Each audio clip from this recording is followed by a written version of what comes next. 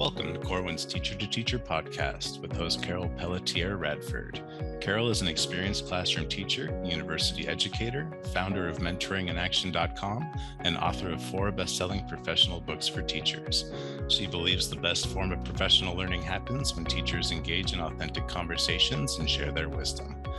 In every episode, Carol and her guests share stories about pivotal moments in their careers, successful classroom strategies, and personal actions they take to minimize stress and stay healthy. The Teacher to Teacher podcast is a place to engage in authentic conversation and reflection with experienced educators. We hope these conversations will energize you, keep you inspired, and remind you why you chose to become a teacher. Hello, and welcome to the Teacher to Teacher podcast. I'm Sonja Hollins-Alexander, Associate Vice President, Content Advisor, and Scholar here at Corwin. This season of the podcast focuses on mentoring in action. We have such a rich episode for you today, centered around the topic of designing a transformative mentoring and induction program, which is the last episode of season 4. Our guests are Vince Bustamante and Lisa Fain. Vince Bustamante is a best-selling author and award-winning professional learning consultant with Corwin. He specializes in the sustainable implementation of professional learning practices across schools and districts. I've had the opportunity to work very closely with Vince. And what I appreciate about Vince is he brings forth those years of experiences in schools and classrooms in the writing that he does, as well as when he is engaging with educators in professional learning. He provides real life, real applicable examples. And so it's going to be really exciting to hear what he has to share in this space. Lisa Fain is the CEO of the Center for Mentoring Excellence. A sought after speaker and leadership coach, Lisa helps organizations foster belonging and inclusion through the power of mentoring. That is absolutely phenomenal. When I think about belonging and inclusion and how the two of those are associated with mentoring, as a author of those topics, I don't think that those two can actually happen outside of mentoring. And so what Lisa has to offer is really going to be excellent for all of us. In this episode's podcast discussion, the focus is on designing a transformative mentoring and induction program. Carol Radford highlights 3 essential steps for school leaders: creating an intentional purpose for the mentoring program, taking action by picking goals, and sustaining the program through ongoing feedback and evaluation. As a previous building leader who had to implement and desired to implement a mentoring program, these 3 actions that Carol just noted are critical for the success of the mentoring program, but also the success for the educators.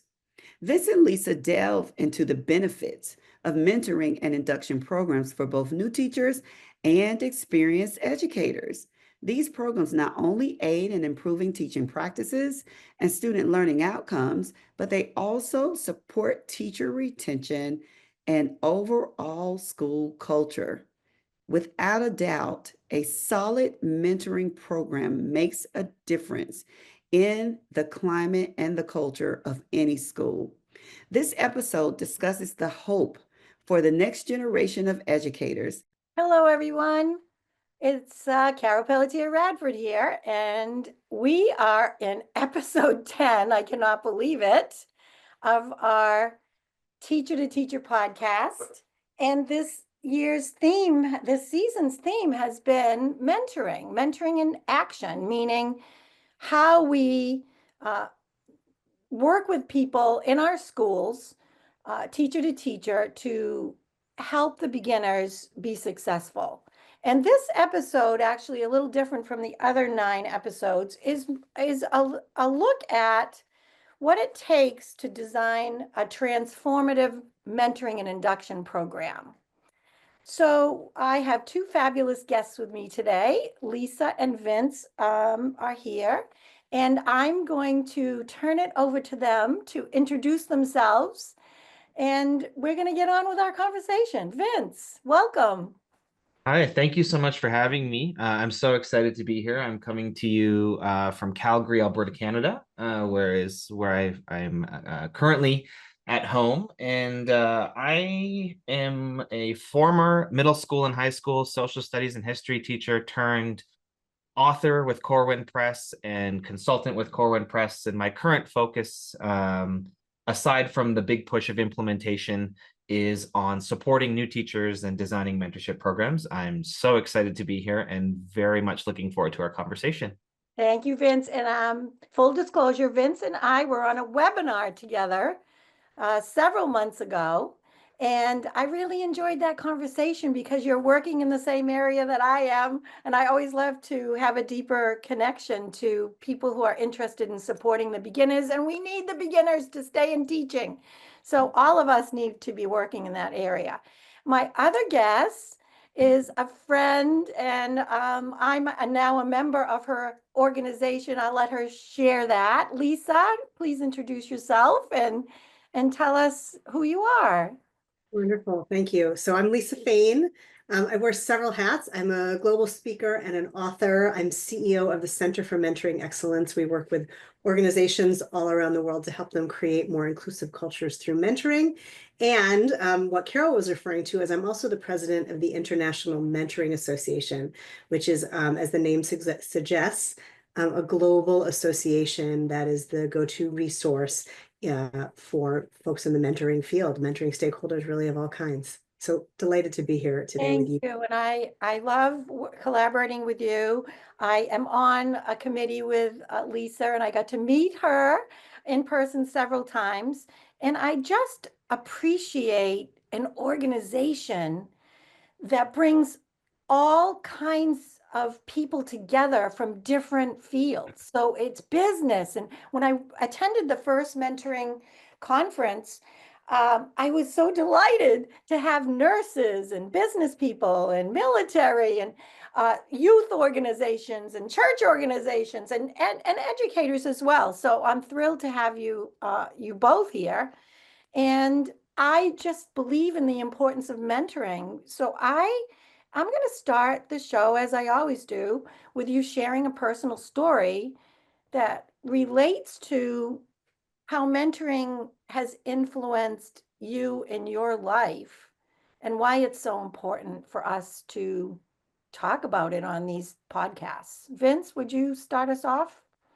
Absolutely. So I would say mentorship has shaped my career, my trajectory, my current state of being. I have daily mentorship moments with colleagues and peers, but I would say it's too multifaceted. But the first is when I first started teaching, I was kind of thrust into a school mid-year, and when you're kind of running to catch up to a school year, there wasn't an opportunity for any formalized mentorship program. So I went through the first few years of my teaching career without a quote unquote formal mentor. Obviously, you have colleagues that you work with and stuff, but it wasn't until I switched school sites, to a new one where I had lots of mentors, whether they were formal or informal. And the mentorship moment that kind of stands out for me is when I had a conversation outside of the school walls with my school principal at that time, who tapped me on the shoulder and said, have you considered this pathway for your career? And to be completely honest, I did not even know that there was a pathway that existed. I did not know that I was qualified for that pathway. And it was a little bit of like am I the right person for this? And he gently encouraged me to explore the potential of moving down that different trajectory. So not just like the kind of standard traditional classroom teacher, then assistant principal, then principal, and then you move up the realms of district, but kind of branching out to different paths that have other leadership experiences. And so if it wasn't for him, and he's still a good friend of mine and a colleague of mine, if it wasn't for him, I don't know if I'd be where I am today, because he held this giant flashlight. When I was looking left in my career, he took the flashlight and pointed it right and said, there's also all of this other stuff that you can explore. And so for me, the value was just sharing experiences, sharing information, sharing ideas about things that I didn't even know existed. So I love that you're bringing this up, and it's perfect that it's in this point of the season, and there are so many teachers listening that are fabulous classroom teachers. And I taught fifth grade for 21 years before I chose to work in higher education and work with student teachers. And I just kept following where my heart was taking me and what felt right. But you're adding another piece of teacher leadership that a lot of teachers in classroom, some don't want it, like perfectly happy, but you can also lead from the classroom. We left, you and I, and we're going to hear Lisa's story in a minute, but we don't have to leave. We can be teacher leaders and work from the classroom. But I love your analogy of the flashlight. It's like, and we're looking the other direction sometimes, and we just don't know. We don't know what we don't know.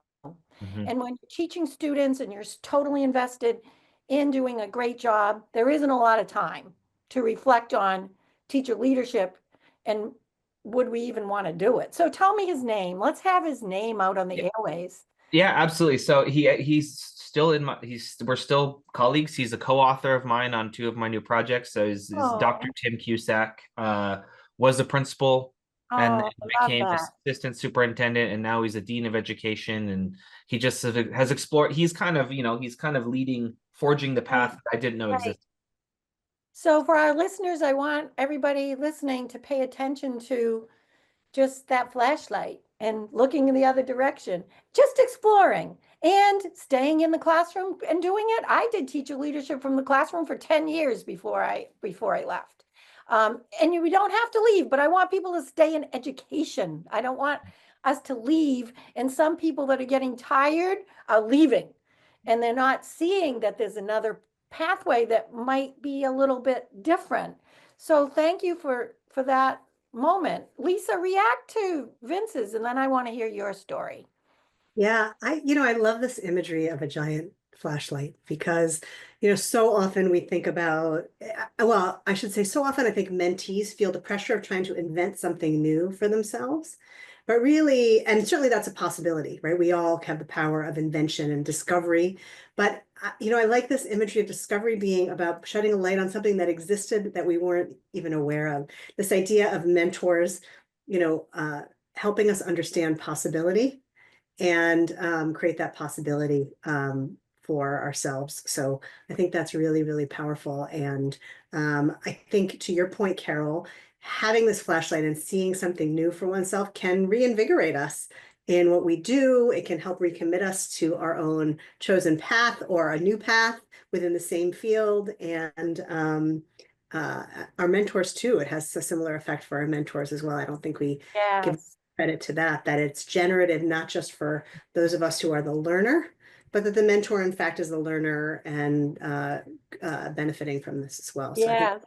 I think the mentors who are listening, you're bringing up something important, Vince and Lisa, is that sometimes when we see beginning teachers or mid-career teachers who might just need a different perspective, we see them so overwhelmed. It's like, oh gosh, I don't want to put a flashlight on this. And then they're going to be a leader, and that could be overwhelming. So I feel like Tim was very brave, and it has to be said the right way, to have your colleague, whether it's a beginning teacher or a mid-career teacher, see the wisdom in that point of view, what they're seeing.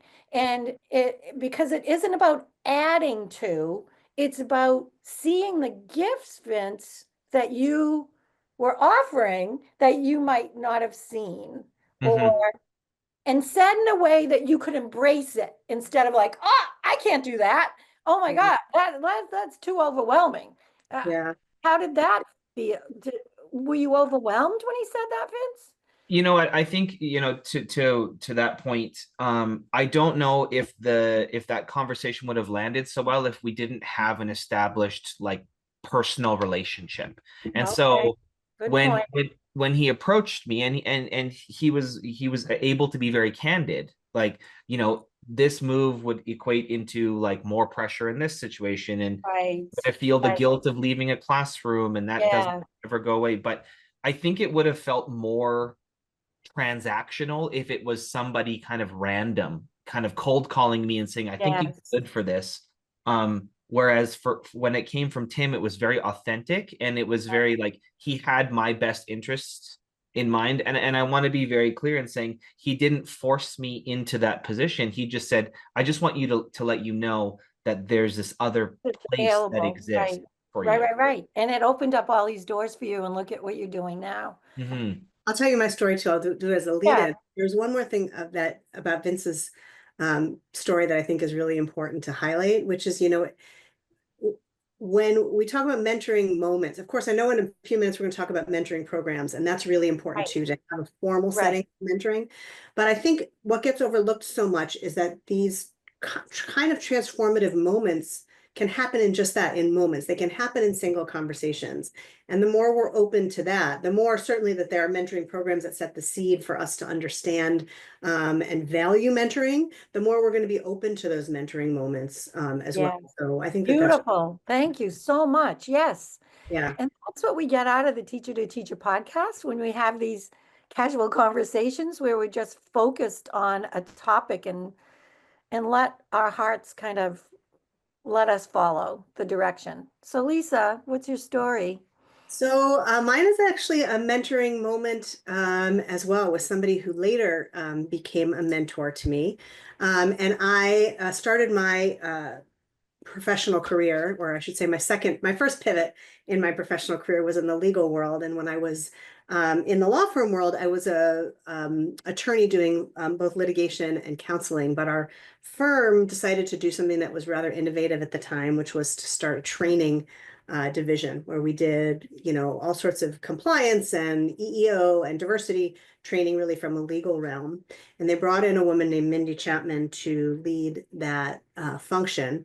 And she tapped me on the shoulder to bring me along to do the training. At the time, I had done no facilitation and training, or limited amount of facilitation and training. And she saw something in me that made her say that I'd be decent at it. And it ended up being something that was really transformative to me, because of course now what I spend my time in is almost exclusively in facilitation and training when I'm not speaking and writing. And it really was incredible to have this. It was a flashlight of sorts as well, to look, it's possible with this law degree and this expertise that you have to be able to take it in a different direction. Wow. So interesting that your stories relate two different organizations, two different ways to have mentoring influence us, and you're using the word transformative. So why did I want to title this episode Transformative Mentoring Programs? So this is how, so the mission of Mentoring in Action, which I founded 10 years ago, is to transform education for students by supporting novice teachers and their mentors. So I've been using that word for a decade, because the purpose of mentoring in my realm is to have students be successful in school. That's the whole purpose of mentoring. And novice teachers, because they're so vulnerable and new, parents and people might complain that the student that's in a new teacher's classroom isn't getting the same as if they were in a veteran teacher's classroom. So I got into it because I was a teacher and I knew that. And if we focused on novice teacher preparation and mentoring to help them be better teachers more quickly, that it would help students. So that's how the word first came into my realm. And then a couple of years ago, I did a webinar with a group of teachers that are using the mentoring and action tools around the country. So I invited 4 of them to come on a webinar, and we called it Designing Transformative Mentoring and Induction Programs, because we were trying to get to the student piece. And basically, they all shared how they were using mentoring to transform education for students. And then it evolved. So it's evolved over time. One of the things that I've been asked to do over the years was to create a program statewide. And this program was to train the trainer. So we know mentors need to be prepared. I think we're all, there's training in the law field, there's training in whatever field you're in. We might not like the word training, so I call it preparation and support, whatever it is. We want people in schools to know what to do when you're a mentor, because mentors will always say to me, what am I supposed to be talking about? What am I supposed to be doing? So we have the big theory, but we don't always have the practical actions. So I came up with an action plan. I started teaching the course, and the first class I had 79 school districts represented by 2 people from each school. And the goal was they'd come and get trained, and then they'd go back to their district and they would lead the mentor trainings themselves. I was putting myself out of consulting work, which is what I wanted to do. I wanted them to create it. Here's what happened. The first class, when we all met, we discovered that the mentoring programs in most of those districts were running in silos. The induction person was over here. They didn't even know who it was. They were preparing mentors. The HR person was hiring and people were leaving, and all of these silos in their district. And they're like, we need a plan. We can't just go and mentor one-on-one because we're in this vacuum. And that's how I first came to 10 years ago, focusing my mentor training, my mentor preparation around a bigger picture, which is what's the plan for the district, the school, and it's evolved over the decade. And today, as I reviewed it for this podcast, I would say I'm now to 3 steps, essential steps for school leaders. And I got it down to 3 with little components. And I want you to react to them. And then I want you to share your transformative ideas. So the first step is to begin with the process, you have to create intentionally the purpose of the mentoring program. I know that it sounds obvious, but it actually wasn't as obvious as I thought. And that the team of people on this committee should be diverse, inclusive. The stakeholders should be from HR, a new teacher, a mentor, a school committee member, anybody that you can grab that's interested in student success should be on the Mentoring and Induction Vision Committee. And then big insight, align the program to teacher evaluation standards. And a lot of mentoring programs do not do that. It's just the buddy system. It's helping people get oriented. And as soon as I shifted all my work to the standards, administration and others could get on board, because then it was permission to talk about student success. And finally, I know this sounds obvious, print up the vision plan, and it should be 1 page, and give it to everybody in the whole school district, not just the mentors and the novices, which is what I was discovering most were doing. So step 1, intentional. Step 2, actions, and pick the goals. I have 5 in my program. Is the goal to retain teachers, or is the goal to make them more proficient? I was working with districts that weren't losing any teachers. They're like, we're not losing any teachers. Why are we focused on retention? Oh, then why don't you focus on proficiency that's a little more accelerated proficiency, or teacher leadership? Pick your goal, doesn't matter. And then the final step, which again seems obvious but isn't so much, is to sustain the program.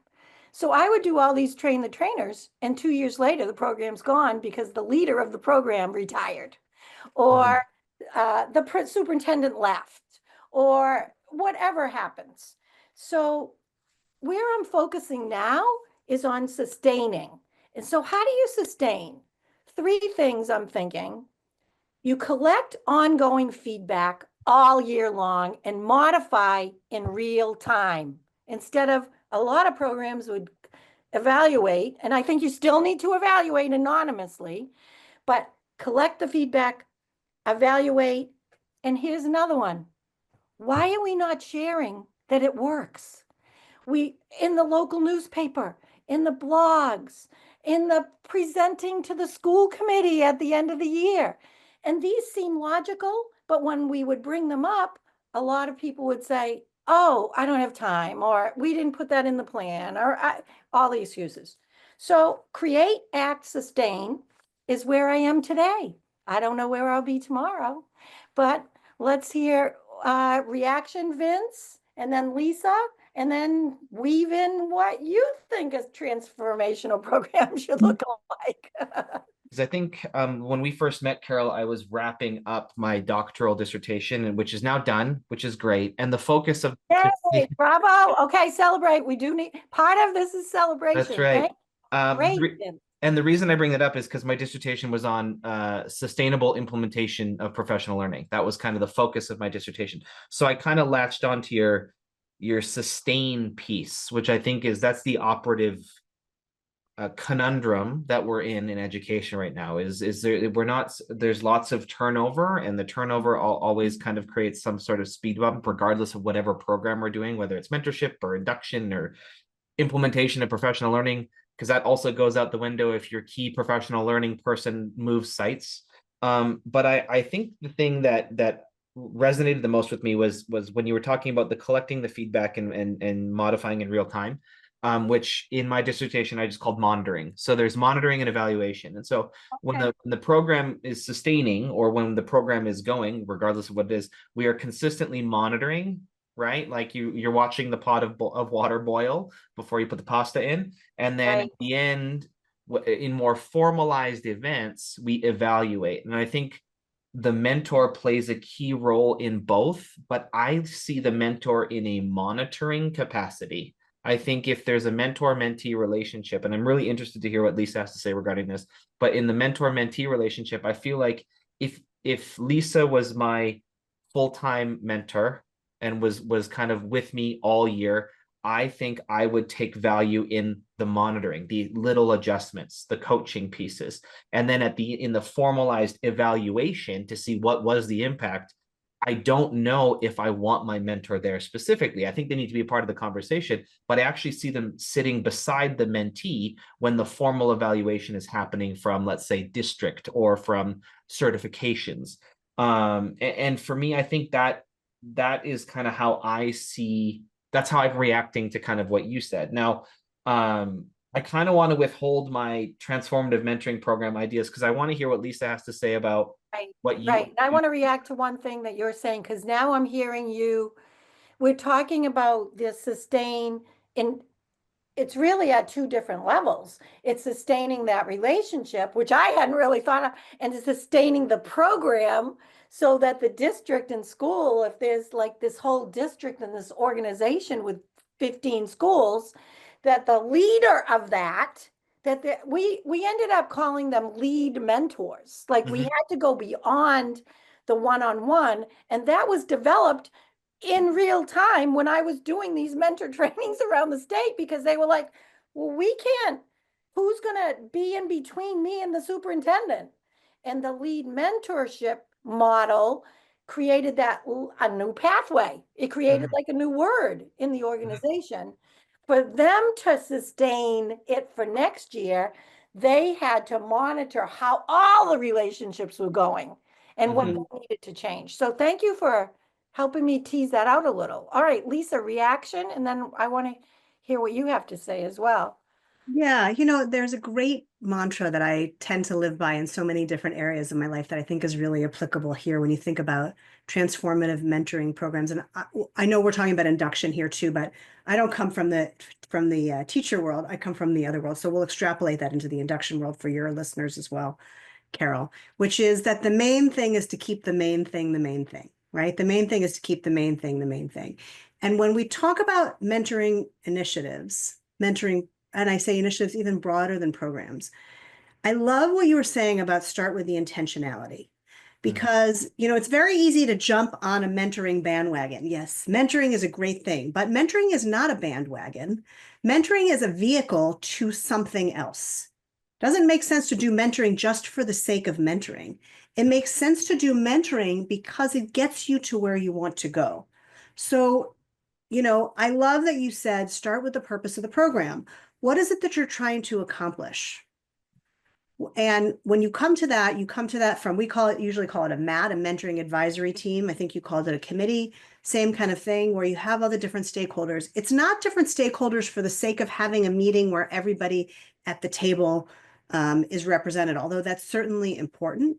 There's multi-purposes to that, right? It helps you determine what the outcomes can be. It helps you identify what the obstacles can be. Having diverse stakeholders helps you with recruitment. It helps you with troubleshooting. It helps you with matching. It helps you to the extent that you have to kind of herd cats, so to speak, to get responses to your surveys or people in the door or what have you. It helps you identify where holes in your thinking might be. So there's lots of different reasons to have diverse stakeholders at the table when you're talking about developing a program. A lot of times people will call me perspective or existing clients will say, just tell us what we need to do to set up a mentoring initiative. And I tell them I'm not a physician. There's no prescription here. It's a consultative process that depends on the context in which you are setting it up. And that intentionality is really, really important. I also love what you said, Carol, about aligning to evaluation standards. So we could spend an entire season of your podcast talking about ways to measure. So I won't go too deep in here, but I do think aligning it to what is important in the organization. What else is the organization measuring that counts, right? I'm using air quotes. I know everybody's listening and not seeing, but what is it that counts? What is it that matters? And how can mentoring lead us there? So when you think about measurement, you want to think about measurement at the level of the mentor and the mentee. You want to think about measurement at the level of the mentoring initiative, the mentoring program, and you want to think about measurement at the level of the organization.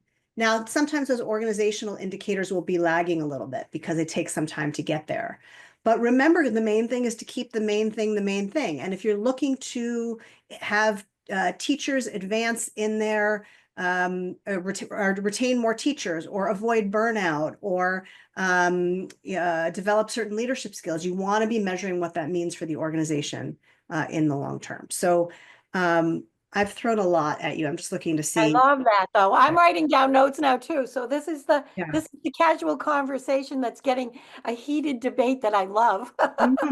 So what we discovered when we were doing at the beginning, when I moved to working in induction, so induction, the focus is more me connecting with the beginning teachers. So I'd be doing the mentor training and creating a pool of mentors, being prepared and having a big pool, as one district called it, instead of a puddle, like most of the districts have a puddle and they have to train somebody on the fly. Here's what it was about the alignment to the standards and the teacher evaluation that shifted all of my work is that the novice teachers want to get rehired and they don't know the language. So you have these beginners and we'd be having these fabulous mentoring conversations, but the mentor wasn't preparing. They knew the language. So they weren't intentionally talking or teaching the language to that novice teacher. And that shifted what you're saying, the intentionality to make the novices more confident and competent to get rehired. And it started to shift the way they would be assessed by the school leaders who were coming in to observe them because they knew the language instead of keeping it so informal. So, oh my God, thank you for bringing that up, Lisa. Vince, reaction to Lisa's. I mean, she probably I wrote down, I don't know if I could have written the word main more times in a sentence, but I wrote main thing is keep the main thing the main thing. And I'm like, that's a great bumper sticker or I love it. tattoo or something. But I think the idea of measuring to standards, regardless of where you are, obviously we have standards here. We have, it's called the teacher quality standards here in Alberta, which are, we have a 3 kind of part standards: teacher quality standards, leadership quality standards, and then superintendent leadership quality standards. And they are naturally aligned. They were all written at the same time. And so we also measure to those things. And I think it's important. One of the things that you alluded to right at the end there with the induction piece is this idea of like shared language versus shared understanding. And I think when we are matching, and I'll talk a little bit later about kind of the framework that we have in our mentors guidebook. But when we talk about mentorship matching, specifically when we're matching mentors and mentees, it's imperative that we unpack those expectations to make sure that the understanding is the same. Because it's great to have the same language, and it's great that everyone has access to the same pieces of information. But what does, gosh, give me, any educational buzzword. What does rigor mean to you, to whomever? We need to have that shared understanding. So one of the things that we believe in and we follow, I've been lucky enough to kind of interact with Professor John Hattie quite a bit over the course of my kind of authorship. And we borrowed some of his theory and applied it to our mentorship work, which is, are we taking time to learn about the skill, will, and thrill of our future teachers? So when I meet my new teachers, my mentees, what's their skill, as in what's the prior knowledge they bring with them? What's their will? What are their dispositions towards teaching? And then what's the thrill? What are their motivations for teaching? And if we take a little bit of time to excavate some of that information from our mentees, we can match a little cleaner. Now, this is in a very idyllic situation, because I know the reality, especially the reality where I am, is we have, let's use student teachers as an example, because we have a student teaching program here in Alberta, but the University of Alberta has to place 400 student teachers across our province. Oftentimes it's like they'll send an email out and say, do you want a student teacher? And you say yes. And the only thing they match on is Vince is a high school social studies teacher, so he's going to get a high school social studies student teacher. And we just get kind of forced together. So in that case, it's even more important for us to learn a little bit of that skill, will, and thrill, so that we can either temper our mentorship expectations or design or manufacture a relationship that's built around those expectations or those goals that we want our kids, we want our teachers to be successful. We want our induction teachers to become permanent teachers, and the residuals are that our students are getting the best educational experience possible. Right. Lisa, reaction, or let's dive into react, and then I want to stick with these program components at the level of like, what do we need to have to pay attention to as leaders as we're pulling this together? And Vince has brought up the matching could be one, or it might not be. It might be we go another direction and we do group mentoring, so there's no matching. So things come up, those challenges that Lisa talked about when you have other stakeholders at your table, like HR people who are just bringing up challenges like, hey, we're just rehiring, we're spending money. We don't know what the challenges are. They're unique in every school and district. Lisa. Yeah, I love skill, will, and thrill, so I might be stealing that. Really terrific, great framework. The matching thing is really interesting, and I think that this distinction between shared language and shared understanding equally so. Excuse me, because there is a great benefit and a great potential challenge in matching for sameness and similarity, right? The benefit is that it does create some sense of shared understanding, but in some ways I might argue that it's a false sense of shared understanding unless it is clarified, because we tend to assume similar journeys based on similar interests, or similar shortcomings based on similar interests, or similar challenge based on similar paths. And to the extent that matching, to some extent, matching for sameness provides a shortcut that can be a real detriment to forming trust and safety in a mentoring relationship. So it's really critical to provide, whether you call it training, whether you call it preparedness, whether you call it a kickoff, whether you call it capacity building, the skill of appreciative inquiry, the skill of coaching, the skill of curiosity and inquiry, for mentors and mentees alike to be able to identify what their assumptions are and get curious about those assumptions and their applicability. And I think that, I'm curious, Carol and Vince, you have the experience in the classroom and in the education world that I don't, but I imagine that my experience in the workplace translates in the same way, or in other organizations translates in the same way, in that you got to build the safety and trust to have this kind of genuine learning. And each teacher is going to come to the classroom with their own set of skills, their own set of insecurities, their own skills, wills, and thrills that really have to be identified. So I think that that's really important. I think it's so interesting that the conversation that matching came up as a kind of a talking point for us, because in part of program design, when I was doing this very big statewide program, that was a challenge, because people would come to the meeting and say, well, I can't match a social studies. There's only one of that teacher. So we had to be creative, and it actually opened a door to what you're talking about, to actually group mentoring. I'm not kidding. And that there became these groups that we had to do, and they were across grade levels. And what was happening is the silos of elementary teachers are this, middle school teachers are that, high school teachers are that. And I might say my two sons are both high school teachers, and my husband too, and I'm elementary. So we do have different opinions about how we interact with students. But what happened is, the program, at a program level, the lead mentor has to deal with these things, because it became a challenge, because you couldn't match.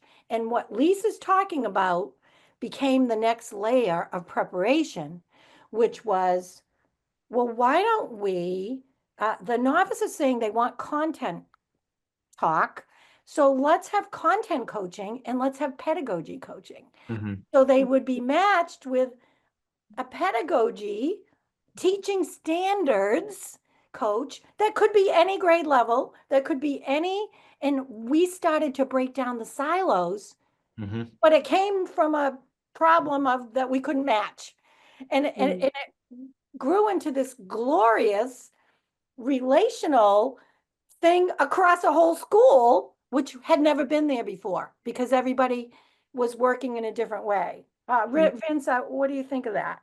I agree completely, and I also agree with Lisa when you were talking about like the benefit and challenge of matching based on similarities, and one of the things that we offer, or that one of the things that we discuss, especially in this new kind of guidebook, is it shouldn't matter who you're matched with, but the fundamental goal in the sense is that, and I don't mean it shouldn't matter, but the more important piece is taking time to learn about them before leaping into mentoring. Right? Who are you? What are your dispositions? So I can be a little bit more deliberate in designing those mentorship experiences for you. So I think there's just so much value to be taken out of everything. And I've just been frantically writing these things down, but I do believe like the biggest thing that I heard that resonated with me was, none of this all collapses if we don't have the safety and trust. Like there's no mentorship occurring in any shape or form if there's not the safety and trust that's built up first. And I do think there's value in the program and the group mentorship and the pedagogical strategy versus content mentorship. I also think there's value in oh gosh, I don't even know if we don't really have a term for it, but what we alluded to was not involuntary mentorship, but just informal, when you're new teachers, just naturally deviate to someone else. And last week I was presenting at a big teachers conference here in the province, and one of the things that we talk about is the mentor needs to be hyper aware of their own attitudes and biases, their own conceptual understanding of mentoring, and their own disposition towards others. Because one of the things that happens, especially, and I can only speak to my experience in a school, is on day one, I take my mentee through the school and I eat lunch with the same people I've eaten lunch with for 10 years in my school. And it's informally communicating that I have my own biases about other staff members that I'm unfairly putting on the mentee. And so one of the big things that we talk about is step one, introduce your mentee to all staff. And under that, hide your biases about your colleagues, because they will pick up on those things. And so we're naturally impeding those informal mentorship relationships if we pass our own biases onto our mentee. Right. There's so much. So we're talking about things that two different, like the mentoring relationships and the trust. So let's get back to the program letter. So a Sure. transformative program has to be attentive, the leader of the program who's designing this, to make that happen. It has to be an intentional component or an intentional conversation or activity. It's a goal. So if I've got my 3 essential steps for school leaders.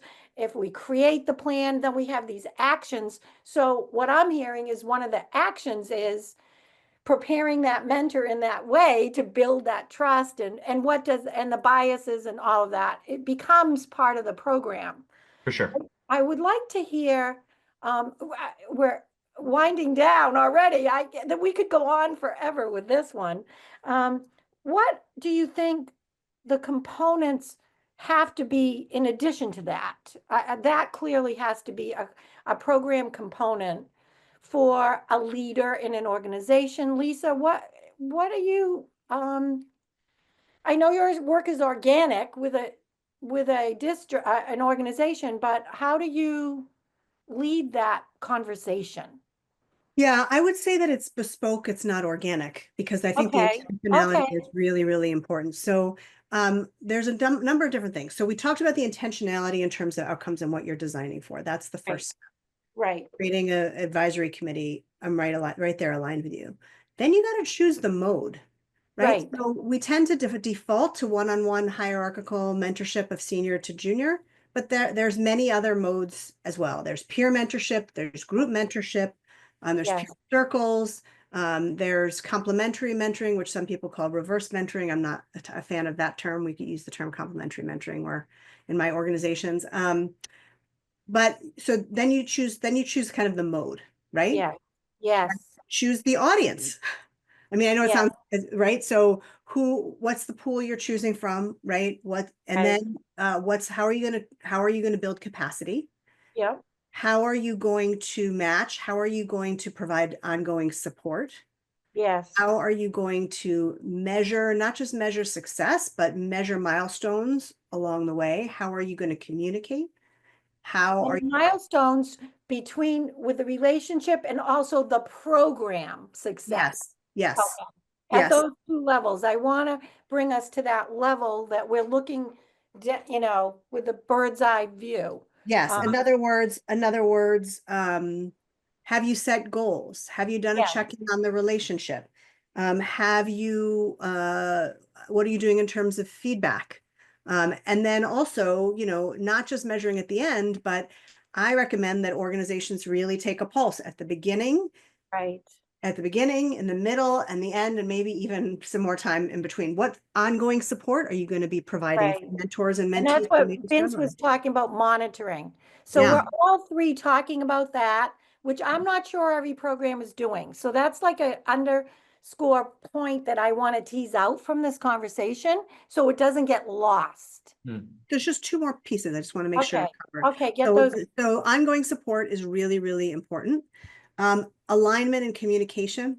How are you communicating about mentoring throughout the school, throughout the district? Yes. And what have you? Like, what are your principals and your superintendents and your other school leaders? What's your school board saying about the importance of investing of Yes. having our educators invest in their own learning and in the learning of the other educators in the system, because it's not going to take on and importance. Look, there's so many urgent things that teachers deal with on a day-to-day basis, and it's very easy to say that your own learning isn't urgent. It's very difficult to say that it's important if your leaders and the people who are evaluating your performance and are speaking for your organization don't value it. So you really need to, that needs to be underscored. Yes, yes, And totally. then celebration and communication Yes, successes. Like the yes. celebration piece is really, really important. What did we accomplish? You know, we all have these little pocket devices in our pockets. Like have your participants in your mentoring cohort shoot a 1-minute video about what it is that they accomplished and what they're grateful for, having participated, what they're thankful for. You know, that kind of communication is really, really important. Okay, I'm I done. love that. No, that's Yeah. that all fit. This is just what I wrote down today. So Lisa, you and I are totally Great on. minds, Carol. I write celebrate what works. Yes. Mhm. We always are in problem solving mode. Yeah. We're problem solvers, you know, mentors. So that I just wrote that down, and then I put keep mentoring results visible. So we're back to the visibility because we don't sustain anything because we just keep going. We just like keep running. All right, Vince, last words, because I want to hear about the books before we wind down. And Sure.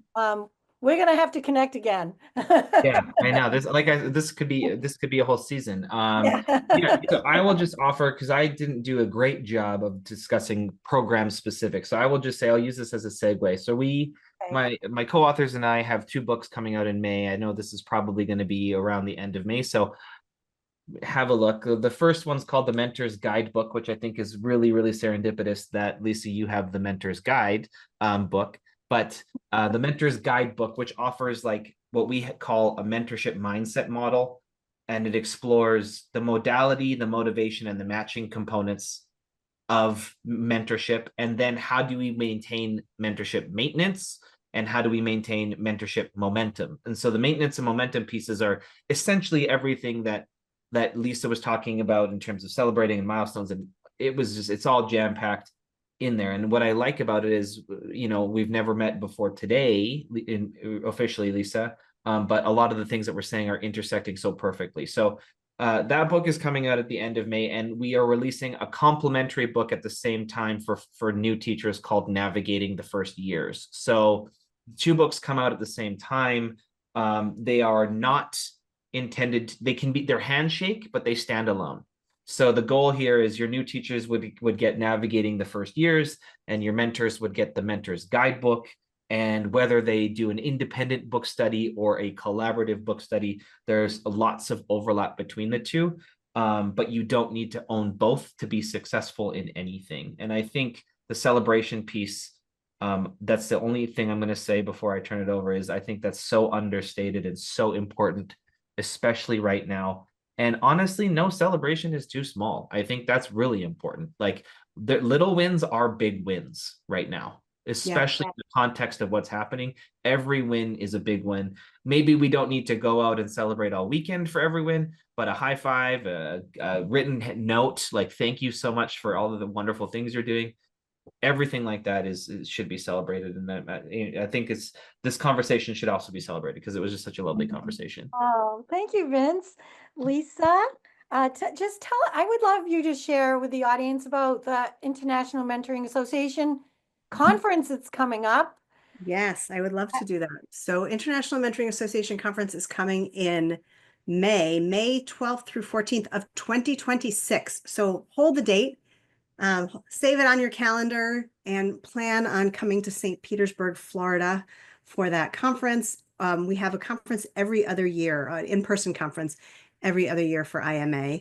But don't wait until May of 2026 to get involved with IMA. If you have an interest in mentoring, go to mentoringassociation.org, check out IMA, and consider becoming a member. You'll get a lot of value in terms of the fellowship with others who are in the mentoring world, the resources, learning about what's new and coming out in mentoring research, and lots of other exciting initiatives in the mentoring world. So check that out. And then on the in terms of my own business, please check out Bridging Differences for Better Mentoring and The Mentor's Guide, which are 2 books that I'm particularly proud of, that I think add to the mentoring scholarship as well. Thank you, Lisa. what I love about this conversation and being a member myself of the International Mentoring Association is bringing like-minded mentors together from all these different fields. And it is the common language of supporting and inducting, or whatever word the organization is using, to lift up the spirits of those who are entering whatever organization it is, and taking the wisdom of our most successful teachers, most successful lawyers, whoever, and engaging them in formal or informal mentoring experiences.